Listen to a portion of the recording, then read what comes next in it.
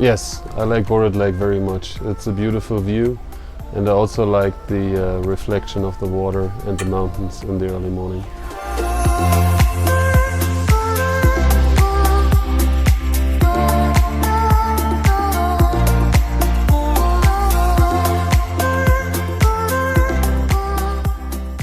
This region definitely has to be preserved because it's, for me, a unique area which is not destroyed by infrastructure and heavy tourism. So it should be preserved just like it is right now.